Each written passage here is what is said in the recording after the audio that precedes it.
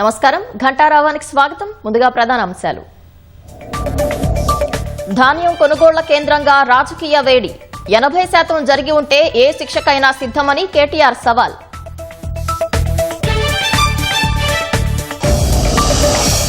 మండు టెండల్లోనూ అన్నదాతల ఆందోళనలు. ధాన్యం కొనుగోళ్లలో ఇంకెన్ని రోజులు జాప్యమంటూ ఆగ్రహం.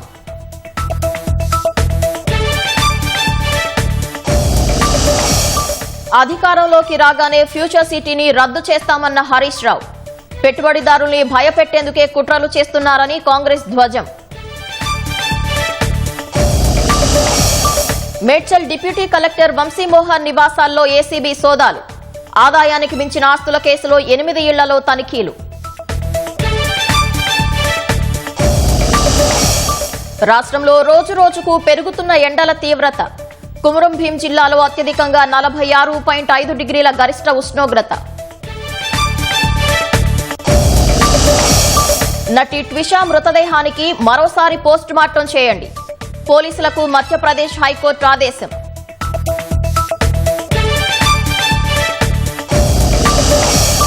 పాకిస్తాన్ బంగ్లాదేశ్ సరిహద్దుల్లో భద్రత మరింత కట్టుదిట్టం చేస్తాం.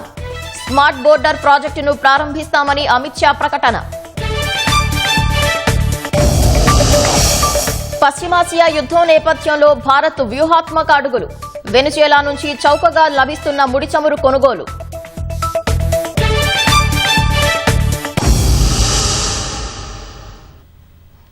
కొడంగల్ సహా రాష్ట్రంలోని ఏ కొనుగోలు కేంద్రానికైనా వెళ్దాం. 80% కొనుగోళ్లు జరిగి ఉంటే ఎలాంటి శిక్షకైనా సిద్ధమని బీఆర్ఎస్ కార్యనిర్వాహక అధ్యక్షుడు కేటీఆర్ అన్నారు.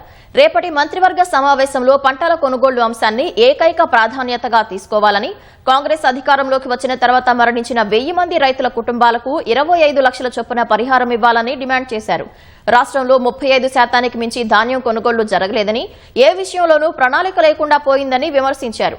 ప్రభుత్వం ఎంత ధాన్యం సేకరించిందో శ్వేతపత్రం విడుదల చేయాలని డిమాండ్ చేశారు. పోక్సో కేసు విషయంలో బండి భగీరథను కాపాడేందుకు రేవంత్ రెడ్డి, బండి సంజయ్ కుమ్మక్కయ్యారని కేటీఆర్ ఆరోపించారు. 2034 వరకు తానే ముఖ్యమంత్రి అంటున్న రేవంత్ రెడ్డి కాంగ్రెస్ ఎమ్మెల్యేలందరితో రాజీనామా చేయించి మళ్లీ ఎన్నికలకు సిద్దమవ్వాలని కేటీఆర్ సవాల్ విసిరారు. తాము కూడా రాజీనామా చేస్తామని స్పష్టం చేశారు. ఇప్పటికి కేవలం కొనుగోలు కేంద్రాల్లో చనిపోయిన రైతులు దాదాపు 10 మంది పైనే ఉన్నారు. ఒక్కరూ చనిపోలేదని మంత్రి గారు అంటారు. ఇంతకంటే అవాస్తవాలు మాట్లాడడం ప్రభుత్వంలో ఉన్న వాళ్ళకి మంచిదా? దయచేసి వారు ఆలోచించుకోవాలి. ఇవాళ 45 డిగ్రీల వేడిలో 45 రోజుల నుంచి రైతులు పడిగాపులు పడుతున్నారు. నేను తిరిగిన స్వయంగా సంగారెడ్డి జిల్లా పోయిన సదాశివపేటకి, ఎక్కడికక్కడ రైతులు, సార్ గన్నీ బ్యాగ్స్ లేవు సార్, సంచులు లేవు సార్. ఈ రాష్ట్రంలో గన్నీ బ్యాగ్స్ దొరుకుతలేవు, కానీ గన్స్ మాత్రం పుష్కలంగా దొరుకుతున్నాయి. ముఖ్యమంత్రి గారేమో 80% కొనేసిన అంటాడు, మంత్రి గారేమో 50% కొన్నా అంటాడు. ఏ ఒక్క సెంటర్లో కూడా ధాన్యం కొనుగోలు కేంద్రాలు సరిగ్గా పనిచేయడం లేదు. గన్నీ బ్యాగ్స్ ఇస్తలేరు, రైతులే కొనుక్కోవాలి. 28 రూపాయలు, 25 రూపాయలు, 30 రూపాయలు పెట్టి సుతిలు వాళ్ళే కొనుక్కోవాలి. మంచినీళ్ళ సౌలత్ కూడా లేదు. ఇంకా మీదికెళ్ళి వెయిటింగ్ ఛార్జీలు కూడా రైతులే కట్టుకోవాలి. ట్రాక్టర్ లోడ్ చేసుకొని వస్తుండ్రు పాపం. ఏ సెంటర్ కన్నా పోదాం రాష్ట్రంలో. మీరు కొడంగల్ నియోజకవర్గంలోని ఏ సెంటర్ అయినా మేము రెడీ. ఎక్కడన్నా కూడా మీరు చెప్పినట్టు 80% కొనుగోలు జరిగినాయని మీరు రుజువు చేస్తే ఏ శిక్షకైనా మేము సిద్ధం ముఖ్యమంత్రి గారని నేను విజ్ఞప్తి చేస్తాం. దయచేసి భేషజానికి పోకండి. ముఖ్యమంత్రి, కేంద్ర మంత్రి తోడు దొంగల మాదిరిగా ఇద్దరు. ఒక మైనర్ బాలిక మీద అఘాయిత్యం జరిగితే ఈ రాష్ట్రంలో కంప్లైంట్ తీసుకోవడానికి పోలీసులు నిరాకరించి 6 గంటలు పోలీస్ స్టేషన్లో కూర్చోబెట్టి వేధించి చివరికి కౌంటర్ కేసు పెట్టించారు. ఎవరు పెట్టించారండి ఈ రాష్ట్రంలో? వాస్తవం ఏంటి అసలు? సిగ్గుపడాలా ముఖ్యమంత్రి? ఏమంటాడు మీ డీజీపీ? ఆయనకేమైనా ఉందా తలకాయ అసలు? ప్రైమ్ మినిస్టర్ బందోబస్తులో బిజీగా ఉన్నాం అందుకే కేసు పెట్టలేదా? ప్రైమ్ మినిస్టర్ బందోబస్తు వచ్చినప్పుడు మొత్తం నేరస్తులందరికీ హాలిడే ఇస్తారా? 3 రోజులుగా సంపుకొనరా పోయి అని చెప్పి మొత్తం చెలరేగమని చెప్తారా? 9 రోజులు ఒక పాక్సో నిందితుని దేశంలో ఎక్కడైనా వదిలిపెట్టినరా? ఎందుకు నీకు అంత అండర్స్టాండింగ్ ఏంది మీ ఇద్దరికి? నీకు ఎందుకు భయం? ఒక నిందితుడిగా చూడాలా? వారు ఎవరైతే ఎందుకు కాపాడినామని అడుగుతున్నా ముఖ్యమంత్రిని. నిజంగానే ముఖ్యమంత్రి గారు 2034 దాకా ఉంటా అనే ధైర్యం ఉంటే మరి రద్దు చేసి పోదాం అసెంబ్లీ. చలో రద్దు చేయి, ఎన్నికలకు పోదాం, ప్రజలు తీర్పిస్తారు. నీకు నిజంగా అంత కాన్ఫిడెన్స్ ఉంటే, ప్రజల్లో అద్భుతమైన పరిపాలన ఉందని రద్దు చేయకపోదాం. మేము రాజీనామా చేస్తాం, మీరు కూడా రాజీనామా చేయండి. బీజేపీ వాళ్ళు చేసినా చెప్పినా ఆటోమేటిక్గా డిజాల్వ్ అయిపోతుంది. ఒకవేళ సీఎం గారు రెడీగా ఉంటే మేమందరం మా పార్టీ వాళ్ళం 27 మంది రాజీనామా చేస్తాం, నువ్వు రెడీ అంటే. నువ్వు రాజీనామా చెప్పి మీ వాళ్ళతోని మా పార్టీకి వెళ్ళి తీసుకుపోయిన దొంగలను కూడా రాజీనామా చెప్పి 9 మంది ఉన్నారు కానీ నీతోని చెప్పి లెట్ అస్ గో చూసుకుందాం. పోనీ అది కూడా అంత ధైర్యం ఎట్లా రేవంత్ రెడ్డికి లేదు నాకు తెలుసు. నేనేడన్నా అది తప్పించుకుంటాడు. పోనీ మా దాంట్లోకి వెళ్ళి తీసుకుపోయిన దొంగలన్నా రాజీనామా చెప్పి 9 మంది అదైనా చూద్దాంపా. ఇంత ప్రజానాయకుడివి కదా నువ్వు, చెయ్యి. వెల్కమ్. రైతు గోసా బీజేపీ భరోసా పేరుతో సోమవారం నుంచి ప్రజల్లోకి వెళ్తున్నామని బీజేఎల్పీ నేత ఏలేటి మహేశ్వరరెడ్డి ప్రకటించారు. 80% ధాన్యం కొనుగోలు చేశామని సీఎం అంటున్నా వాస్తవానికి 24% సేకరించారని మహేశ్వరరెడ్డి మండిపడ్డారు. కొనుగోలు కేంద్రాల వద్ద రైతుల గోస కంటతడి పెట్టిస్తోందన్న ఆయన కాంగ్రెస్ మేనిఫెస్టోలో ప్రకటించిన రైతు భరోసా ఏమైందని ప్రశ్నించారు. రైతుల బాధలను ప్రభుత్వం దృష్టికి తీసుకెళ్లేందుకు బీజేపీ ప్రజాప్రతినిధులందరూ సోమవారం నుంచి కొనుగోలు కేంద్రాల్లో పర్యటిస్తారని మహేశ్వరరెడ్డి తెలిపారు. ముఖ్యమంత్రి రేవంత్ రెడ్డి గారు మీడియా సమక్షంలో పచ్చి అబద్దాలు మాట్లాడుతూ ఉన్నారు. 80% కొనుగోలు పూర్తి చేశామని చెప్పుకునే ప్రయత్నం చేస్తా ఉన్నారు. నేను ముఖ్యమంత్రి గారిని అడుగుతా ఉన్నాను, మీకు అధికారులు ఏం లెక్కలు చెప్పారు? మరి నిజంగా నువ్వు 80% ఈరోజు కొనుగోలు కేంద్రంలో వడ్లను కొనుగోలు జరిగినట్లు మీరు చెప్తే మరి మీ వెంట మీరు ఎక్కడికి తీసుకెళ్తే అక్కడికి రావడానికి సిద్ధంగా ఉన్నాం. లేదా మీరు మా వెంట రండి, మీకు చూపిస్తాం. ఈరోజు గణాంకాలు చెప్తా ఉన్నాయి, మీరు కేవలం 24% మాత్రమే కొనుగోలు చేసినట్టుగా. మరి ఈరోజు కొనుగోలు కేంద్రాలకు మేము పర్యటిస్తాం. ముఖ్యమంత్రి గారు మరి మీరు వచ్చి 80% కొనుగోలు జరిగినట్లు నిరూపిస్తే మేము దేనికైనా సిద్ధమని చెప్పి తెలియజేస్తా ఉన్నాం. రైతు గోచపడుతుంది కాబట్టి బీజేపీ భరోసా ఇవ్వడానికి మేము సోమవారం నుంచి బీజేపీ తరఫున ఎమ్మెల్యేలము ఎమ్మెల్సీలము రాష్ట్రంలో ఉన్నటువంటి కొనుగోలు కేంద్రాలు పర్యటిస్తాం. ముందు 3 రోజుల పాటు మా పర్యటన రేపు ప్రకటించబోతున్నాం. పంటను అమ్ముకునేందుకు రైతుల కష్టాలు తీరడం లేదు. రోజుల తరబడి మార్కెట్లో పడిగాపులు కాస్తున్న రైతులు చేసేదేమీ లేక ఆందోళన బాట పడుతున్నారు. మండు టెండల్లోనూ పంటను కొనాలంటూ రోడ్డెక్కి నిరసనలు చేస్తున్నారు. రాష్ట్రంలో పంట కొనుగోలులో జాప్యాన్ని నిరసిస్తూ రైతుల ఆందోళనలు కొనసాగుతున్నాయి. మెదక్ జిల్లాలోని హవేలీ ఘన్పూర్ మండలం గంగాపూర్ వద్ద రైతులు ధాన్యం ఎగుమతికి లారీలు రావడం లేదని రహదారిపై బస్తాలు అడ్డుగా వేసి రాస్తారోకో చేశారు. మెదక్ కలెక్టరేట్ ముందు హవేలీ ఘన్పూర్ మండలం కొత్తపల్లికి చెందిన రైతులు మెదక్ ఎల్కతుర్తి రహదారిపై బైఠాయించారు. 20 రోజుల నుంచి కొత్తపల్లి కొనుగోలు కేంద్రానికి సరిగా లారీలు రావడం లేదని ఆగ్రహం వ్యక్తం చేశారు. లారీలు తెప్పిస్తామన్న పోలీసులు ఎంఆర్ఓ హామీతో నిరసన విరమించారు. గన్పూర్ మండలంలో మాది పెద్ద సెంటర్. మినిమం ఒక 100 లారీస్ వస్తాయి సార్, 100 లారీలు వస్తాయి. ఇప్పటికి 25 లారీలు కూడా కాదు, 20 లారీలు కూడా పోలేదు. ధాన్యం అంతా అక్కడ ఎలుకలు కొడుతున్నాయి. విపరీతమైన ఈ పొగులైతుంది. వర్షాలకి వస్తే మా పరిస్థితి ఏం కావాలి? మేము దున్నిన వాళ్ళు తెచ్చిన తరం, మందు తెచ్చిన తరం, అప్పులు తెచ్చిన తరం మేమేం కట్టుకోవాలి? ధాన్యం ఏం కావాలి? మొత్తం సేంద్రాలు ఉన్నాయి. కలెక్టర్ కింద బంధించడం లేదు. ఈ చుట్టుముట్టు గ్రామాలన్నీ తిరుగుతుంది కానీ మరి మా కొత్తపల్లికి రావడం లేదు. మొత్తం మేము ఏం కావాలి? రైతులము ఆత్మహత్య చేసుకుంటే వస్తుందా? మీరు ఇంత పరిష్కారం కింద వచ్చి మీరు అడ్డంకాలకు వచ్చి మరి ఏమున్నాయి, అడ్డున్నాయా, ఎట్టున్నాయా అని రావడం లేదు, ఇంత పలకరించడం లేదు. మేము ఏం కావాలి రైతులము? కరీంనగర్ జిల్లా జమ్మికుంట వ్యవసాయ మార్కెట్కు మొక్కజొన్న తరలించి రైతులు పడిగాపులు కాస్తున్నారు. మొగుళ్లపల్లి, చిట్యాల, రేగొండ, టేకుమట్ల మండలాలకు చెందిన మొక్కజొన్న రైతులకు అధికారులు జమ్మికుంట, హుజూరాబాద్ పట్టణాలకు చెందిన మిల్లుల ట్రక్ షీట్లు ఇచ్చారు. దీంతో పంటను ఆయా మిల్లులకు తరలించగా అక్కడి యాజమాన్యాలు కొనుగోలుకు నిరాకరించాయి. దీంతో రోడ్డెక్కి నిరసన చేపట్టారు. జమ్మిగూడ మిల్లుకు అన్లోడ్ అవుతుంది, అది పంపించి ట్రక్ సహా ఇక్కడ రాసి పంపించారు సార్. నిన్న వచ్చాం సార్, నిన్న పొద్దున ఇదివరకు కూడా మిల్లు సీల్ అయిపోయింది, మీరు అవసరం లేదన్నారు. తర్వాత గోరపల్లి అన్నారు, తర్వాత మన ఉప్పల్ 9 గంటల రిజల్ట్ వద్దా అని చెప్పి 9 వేయింది, నైట్ వేయింది, మన పొద్దున అన్నారు. పొద్దున అయితే రేపు అయితే ఇచ్చేదా తెచ్చారు. అక్కడ చెంజర్లో పోవాలంటారు. చెంజర్లో ఎక్కడ పోవాలి సార్? మా మొగలపల్లి ఎక్కడ, అది ఎక్కడికి పోయి అన్లోడ్ చేసుకోవాలి సార్. బండికి మన వెయిటింగ్ ఛార్జ్ పడుతుంది సార్, కిరాయి పట్టాలి. సంతులు కిరాయి ఎంత మాదే. వర్షం పడితే పట్టాలు లేవు సార్, మాకు గోసేం సార్. ఈ మిల్లు పోతే ఇంకో మిల్లు అంటారు, ఇంకో మిల్లు పోతే ఇంకో మిల్లు అంటారు. ఈ ఆంజనేయ మిల్లుకి వెళ్ళి మళ్ళీ వేదిక రాస్తే అడిగి వెనక వాడే ఉంటాడు. ఈ సబ్సిడీ ఎక్కడ రాయని మిల్లుకి వచ్చాను వాడు అంటాడు. వాడు మళ్ళీ ఇళ్ళ కొడతాం, మేము మళ్ళీ ఇళ్ళ కొడతాం. ఇక్కడ సరిగ్గా ఫుల్ అవుతుంది. ఈ వెహికల్ ఛార్జీ రోజుకు 2-3 వేలు వెయిటింగ్ ఛార్జీ. ఇక్కడ మేము పండుకోండు లోన్ల సంతులు కూడా మళ్ళీ సంతులు గవర్నమెంట్ ఇవ్వాలి. అది కూడా మేము తెచ్చుకుంటామని నింపుకుంటాం. ఇవన్నీ భరించుకున్నా కూడా ఆశ్చర్యంగా మళ్ళీ ఇక్కడ అందించుకోలేదు దిగుమతి లేదు. వరి మొక్కజొన్న ధాన్యాన్ని వెంటనే కొనుగోలు చేయాలని ములుగు కలెక్టరేట్ ముందు బీఆర్ఎస్ కార్యకర్తలు ధర్నా నిర్వహించారు. జగిత్యాల జిల్లా మెట్పల్లిలో బీజేపీ నాయకులు ర్యాలీగా తరలివచ్చి తహసీల్దార్ కార్యాలయం ముందు బైఠాయించారు. రైస్ మిల్లర్లకు తరలించడానికి లారీలు లేక రోజుల తరబడి వేచి చూడాల్సిన పరిస్థితి నెలకొందని విమర్శించారు. సిద్దిపేట జిల్లా హుస్నాబాద్లోని మార్కెట్ యార్డులో ధాన్యం కొనుగోలు ప్రక్రియను సిపి రష్మి పెరుమాల్ పరిశీలించారు. ధాన్యం లోడింగ్ అన్లోడింగ్ విషయంలో జాప్యం లేకుండా చూడాలని అధికారులకు సూచించారు.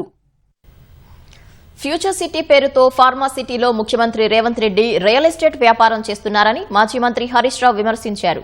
బీఆర్ఎస్ ప్రభుత్వం వచ్చిన వెంటనే ఫ్యూచర్ సిటీని రద్దు చేస్తామని స్పష్టం చేశారు. అమెరికా పర్యటనలో ఉన్న హరీష్ ఓ సదస్సులో మాట్లాడుతూ ఈ మేరకు వ్యాఖ్యానించారు. ఫార్మా సిటీకి మాత్రమే కేంద్ర పర్యావరణ శాఖ అనుమతి ఇచ్చిందన్న హరీష్ డీవియేషన్ ఉంటే రైతుల భూములు వెనక్కి ఇవ్వాలని చట్టం ఉందని గుర్తు చేశారు.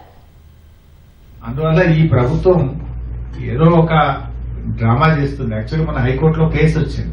కేసు వస్తే ఏమి ఇచ్చింది తెలుసా? గవర్నమెంట్ అఫిడవిట్ నో వీఆర్ కంటిన్యూయింగ్ ద ఫార్మాసిటీ అంటున్నారు.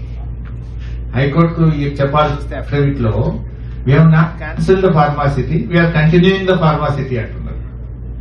బయట మాట్లాడితే ఫోర్త్ సిటీ ఎక్కడుందో ఫోర్త్ సిటీ అంటే ఫార్మాసిటీ ఫోర్త్ సిటీ, వేరే ల్యాండ్ అయితే లేదు, వేరే ఎక్విజేషన్ లేదు. కోర్టుకు వచ్చేసరికి we are continuing, we are going ahead with pharma city అంటున్నారు. అందువల్ల టెక్నికల్ గా వాళ్ళు చేయలేరు.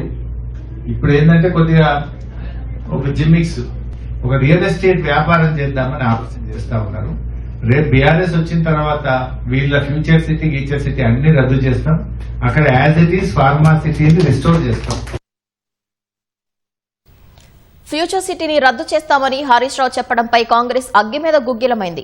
బీఆర్ఎస్ కు రాష్ట్ర అభివృద్ది అభిమతం కాదని, కేవలం అధికారం కోసమే ఆ పార్టీ నేతలు అలా మాట్లాడుతున్నారని ప్రభుత్వ విప్ ఎన్ఎం శ్రీనివాసరెడ్డి ఆరోపించారు. అమెరికాలోని ప్రవాస భారతీయులను భయాందోళనకు గురిచేసి ఫ్యూచర్ సిటీలో పెట్టుబడులు పెట్టకుండా ఆదిలోనే అడ్డుకునే కుట్రలు చేస్తున్నారని ఆయన అన్నారు. వాళ్ళు ఫార్మా సిటీ అని చెప్పి ఏదైతే కాలుష్యకారక ఇండస్ట్రీస్ తీసుకురావాలని చెప్పి ఆ రోజు 13,500 ఎకరాలను అక్వైర్ చేసే ప్రయత్నం చేసిండ్రు. దాన్నే రేవంత్ రెడ్డి గారు ఆ 13,500 ఎకరాలను పునాదిగా చేసుకొని భవిష్యత్ హైదరాబాద్ నగరానికి ఒక అనుబంధ నగరం నిర్మించే ఆలోచన చేస్తూ ఉన్నారు. ఎంత గొప్పగా చేస్తూ ఉన్నారు. 12 జోన్స్లో ఆ భారత్ ఫ్యూచర్ సిటీ నిర్మాణం చేయాలని చెప్పి డిపిఆర్లు తయారవుతూ ఉన్నాయి. ఎక్కడ ఆ ఫ్యూచర్ సిటీ అనేది గ్రౌండింగ్ అయిపోతే మేము ఉనికి కోల్పోతాము అని ఆలోచన చేసి అమెరికాకు పోయి మన తెలంగాణ పరువును తీసే ప్రయత్నం చేస్తూ ఉన్నారు. అమెరికానే పోయి ఎందుకు పెట్టిండంటే అక్కడ పరిస్థితి బాగలేదు కాబట్టి, అక్కడ ఇబ్బందులు ఎదురవుతూ ఉన్నాయి మన ఎన్ఆర్ఐలకు. అక్కడ ఎన్నో కంపెనీలు స్థాపించుకొని ఉన్నారు. వాళ్ళందరూ రిటర్న్ వద్దామని ఆలోచన చేస్తూ ఉన్నారు. భారత్ ఫ్యూచర్ సిటీల అవకాశాల కోసం వాళ్ళు సంప్రదిస్తూ ఉన్నారు ప్రభుత్వాన్ని. దాన్ని ఆదిలోనే అడ్డుకోవాలి అని చెప్పి వాళ్ళ మనసుల్లో భయాలను కలిగించే ప్రయత్నం అమెరికాకి వెళ్ళి హరీష్ రావు గారు చేయడం అనేది తెలంగాణ భవిష్యత్తు గొంతు కోయడం మాత్రమే అని చెప్పి నేను తెలియజేస్తా ఉన్నా. వలసల జిల్లాగా పేరుగాంచిన నారాయణపేట జిల్లాకు ఎత్తిపోతల పథకం ద్వారా సాగునీరు అందించడమే సీఎం రేవంత్ రెడ్డి లక్ష్యమని పశుసంవర్ధక శాఖ మంత్రి వాకిటి శ్రీహరి అన్నారు. నారాయణపేటలో ఏర్పాటు చేసిన ప్రజాపాలన ప్రగతి ప్రణాళిక జిల్లా స్థాయి కార్యక్రమానికి మంత్రి ముఖ్య అతిథిగా హాజరయ్యారు. దివ్యాంగులకు ఉచితంగా 3 చక్రాల స్కూటీలను కలెక్టర్ ప్రియాంకతో కలిసి అందించారు. కొడంగల్ నారాయణపేట ఎత్తిపోతల పథకం ద్వారా జిల్లాలో 1,20,000 ఎకరాలకు సాగునీరు అందుతుందని తెలిపారు.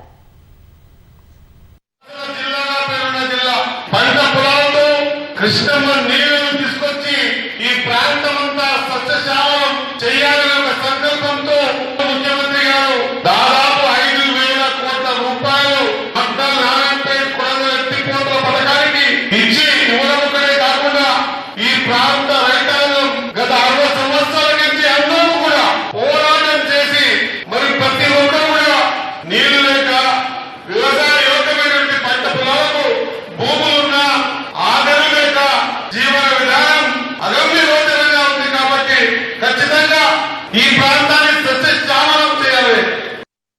రాష్ట్రంలో మండుతున్న ఎండలతో జనం అల్లాడుతున్నారు. ఉదయం 9 నుంచే బయటకు వచ్చేందుకు జంకే పరిస్థితి నెలకొంది.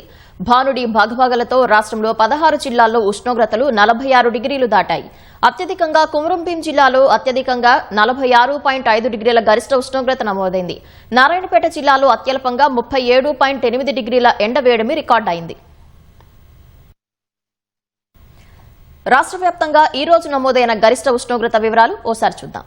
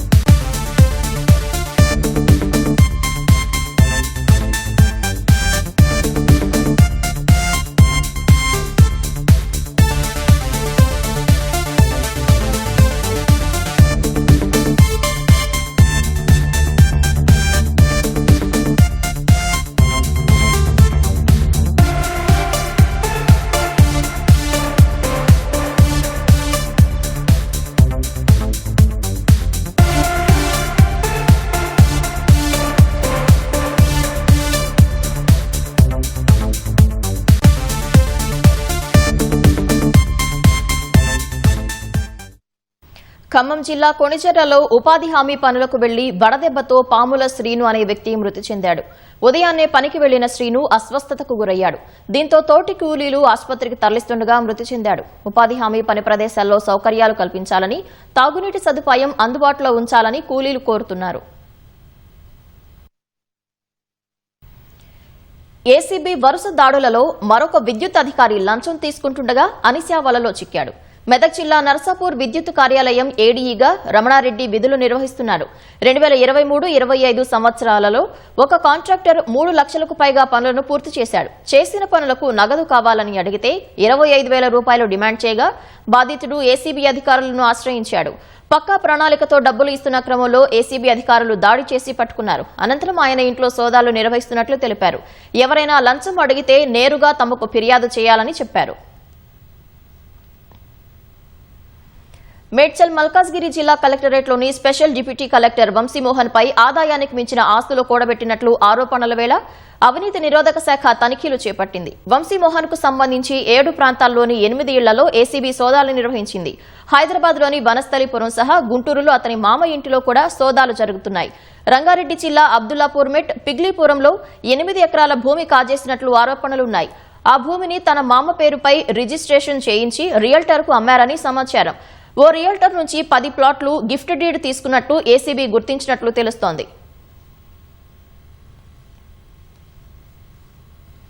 భారత్ సైప్రస్ సంబంధాలలో సరికొత్త అధ్యాయం ప్రారంభమైంది. ఇరు దేశాలు తమ ద్వైపాక్షిక సంబంధాలను వ్యూహాత్మక భాగస్వామ్య స్థాయికి పెంపొందించుకున్నాయి. 3 రోజుల పర్యటన నిమిత్తం భారత్కు విచ్చేసిన సైప్రస్ అధ్యక్షుడు నికోస్ క్రిస్టోడౌలిడెస్తో ప్రధానమంత్రి నరేంద్ర మోదీ ఢిల్లీలో విస్తృత స్థాయి చర్చలు జరిపారు. దశాబ్ద కాలంలో సైప్రస్ నుంచి భారతదేశానికి వచ్చే పెట్టుబడులు దాదాపు రెట్టింపయ్యాయని మోదీ తెలిపారు. భారత్ ఐరోపా సమాఖ్య స్వేచ్ఛా వాణిజ్య ఒప్పందం వల్ల మరిన్ని కొత్త అవకాశాలు వచ్చాయన్నారు. మౌలిక సదుపాయాలు, షిప్పింగ్ రంగాల్లో లోతైన సహకారం కోసం ఉమ్మడి టాస్క్ ఫోర్స్ ఏర్పాటు చేయాలని ఇరు దేశాల అధినేతలు నిర్ణయించారు. సముద్ర భద్రత, ఉగ్రవాద నిర్మూలన అంశాల్లో పరస్పర సహకారాన్ని మరింత విస్తరించాలని నిర్ణయించారు. అంతర్జాతీయ వేదికలపై ఎదురవుతున్న సవాళ్లను సమర్థవంతంగా ఎదుర్కొనేందుకు ప్రపంచ సంస్థలలో తక్షణ సంస్కరణలు చేపట్టాల్సిన అవసరం ఉందని ఇరు దేశాలు ఏకాభిప్రాయం వ్యక్తం చేశాయి. ఉక్రెయిన్ అయినా, పశ్చిమాసియా అయినా ఆయా ప్రాంతాల్లో ఘర్షణలు వీలైనంత త్వరగా ముగిసి శాంతి స్థాపన జరిగేందుకు సాగే అన్ని ప్రయత్నాలకు భారత్ ఎల్లప్పుడూ మద్దతు ఇస్తుందని ప్రధాని మోదీ స్పష్టం చేశారు.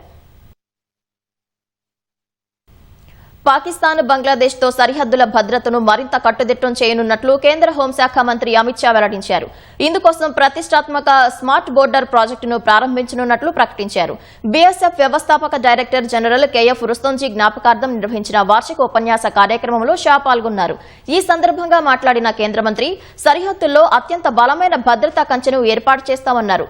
ఆధునిక సాంకేతికత, డ్రోన్లు, రాడార్లు, స్మార్ట్ కెమెరాల సహాయంతో సరిహద్దులను శత్రువులు చొరబడటానికి వీల్లేని విధంగా మారుస్తామన్నారు. సరిహద్దు ప్రాంతాల్లో జనాభా సమతుల్యతను కృత్రిమంగా మార్చాలనే కుట్రలను ఈ ప్రాజెక్టు ద్వారా తిప్పికొడతామని కేంద్ర మంత్రి స్పష్టం చేశారు.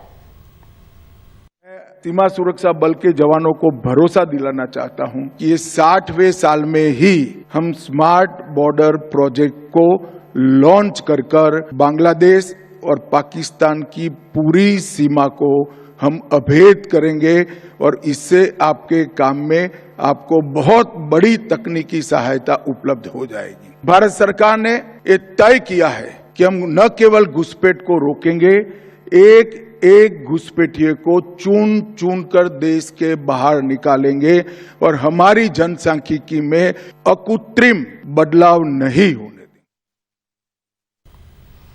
తమిళనాడు ముఖ్యమంత్రి విజయ్ మరోసారి తన కేబినెట్ ను విస్తరించారు. టీవీకే ప్రభుత్వానికి మద్దతు ఇస్తున్న ఐయుఎంఎల్, వీసీకే పార్టీల తరపున 2 ఎమ్మెల్యేలు ఇవాళ మంత్రివర్గంలో చేరారు. చెన్నైలోని లోక్ భవన్ లో ఐయుఎంఎల్ కు చెందిన షాజహాన్, వీసీకేకు చెందిన వన్నీ అరసు మంత్రులుగా ప్రమాణం చేశారు. తమిళనాడు గవర్నర్ రాజేంద్ర ఆర్లేకర్ వారితో ప్రమాణం చేయించారు. తాజా విస్తరణతో విజయ్ కేబినెట్ లో మంత్రుల సంఖ్య 34కు పెరిగింది. గురువారం టీవీకేకు చెందిన 21 మంది ఎమ్మెల్యేలు, కాంగ్రెస్ నుంచి 2 ఎమ్మెల్యేలు రాజేష్ కుమార్, పి విశ్వనాథన్ మంత్రులుగా ప్రమాణం చేశారు. భారత లాయిటరింగ్ మ్యూనిషన్ కార్యక్రమం మరో మైలురాయిని చేరింది. పోఖ్రాన్లో జరిపిన వాయు అస్త్ర 1 ట్రయల్స్ విజయవంతమైనట్లు పూణేకు చెందిన రక్షణ రంగ సంస్థ నిబే ప్రకటించింది. 100 కిలోమీటర్ల పరిధి కలిగిన వాయు అస్త్ర అనే డ్రోన్ ఆకాశంలో చక్కర్లు కొడుతూ ఎన్సీఎన్సీ ప్రదర్శనను విజయవంతంగా పూర్తి చేసినట్లు తెలిపింది. ఈ ప్రయోగాలు 2026 ఏప్రిల్ 18, 19 తేదీల్లో రాజస్థాన్లోని పోఖ్రాన్లో, ఏప్రిల్ 26, 27 తేదీల్లో ఉత్తరాఖండ్లోని జోషిమఠ్ వద్ద జరిపినట్లు నిబే సంస్థ తెలిపింది. 10 కిలోల పేలుడు పదార్థంతో ఒకే ప్రయత్నంలో 100 కిలోమీటర్ల దూరంలోని లక్ష్యాన్ని మీటర్ కంటే తక్కువ ఖచ్చితత్వంతో విజయవంతంగా ఛేదించింది. ఈ లాయిటరింగ్ మ్యూనిషన్ కు దాడిని మధ్యలోనే నిలిపివేయడంతో పాటు తిరిగి దాడి చేసే సామర్థ్యాలు ఉన్నాయి. ఈ ఆయుధాన్ని ఇజ్రాయేలీ లాయిటరింగ్ మ్యూనిషన్ ఆధారంగా తయారు చేశారు. పశ్చిమాసియా ఉద్రిక్తతల నేపథ్యంలో ముడి చమురు కొనుగోళ్ల విషయంలో భారత్ వ్యూహాత్మకంగా వ్యవహరిస్తోంది. భారతీయ రిఫైనరీలు వెనిజువేలా నుంచి చౌకగా లభిస్తున్న ముడి చమురును కొనుగోలు చేస్తున్నాయి. రిలయన్స్ ఇండస్ట్రీస్ అతిపెద్ద కొనుగోలుదారుగా ఉంది. ఈ నెలలో సౌదీ అరేబియా, అమెరికా కాకుండా 3వ అతిపెద్ద ముడి చమురు సరఫరాదారుగా వెనిజువేలా నిలిచింది. ప్రపంచ ఇంధన మార్కెట్ల నుంచి ఒత్తిడి ఎదుర్కొంటున్న భారతీయ రిఫైనరీలకు వెనిజువేలా నుంచి చౌకగా లభిస్తున్న ముడి చమురు కొంత ఉపశమనం కలిగిస్తోంది. పశ్చిమాసియా ఉద్రిక్తతల నేపథ్యంలో పెరిగిన ధరలు, సరఫరాలో అంతరాయాల మధ్య భారతీయ రిఫైనరీలు వెనిజువలా నుంచి చౌకగా లభిస్తున్న ముడి చమురు కొనుగోళ్లను పెంచాయి. మే నెలలో సౌదీ అరేబియా, అమెరికాను వెనక్కి నెట్టి భారత్కు ముడి చమురును సరఫరా చేస్తున్న 3వ అతిపెద్ద దేశంగా వెనిజువలా నిలిచింది. ఇంధన కార్గో ట్రాకర్ కెప్లర్ గణాంకాల ప్రకారం వెనిజువలా ఈ నెలలో ఇప్పటి వరకు రోజుకు సుమారు 4,17,000 బ్యారెళ్ల ముడి చమురును భారత్కు సరఫరా చేసింది. ఏప్రిల్ నెలలోని 2,83,000 బ్యారెళ్లతో పోలిస్తే అది చాలా ఎక్కువ. పశ్చిమాసియా ఘర్షణలు, హర్ముజ్ జలసంధిలో అంతరాయాల కారణంగా భారత్ తన ముడి చమురు సేకరణ వ్యూహాన్ని మార్చడంతో ఈ పెరుగుదల చోటు చేసుకుంది. మే నెలలో రష్యా, యుఏఈ మాత్రమే వెనిజువలా కంటే ఎక్కువగా భారత్కు ముడి చమురును సరఫరా చేశాయి.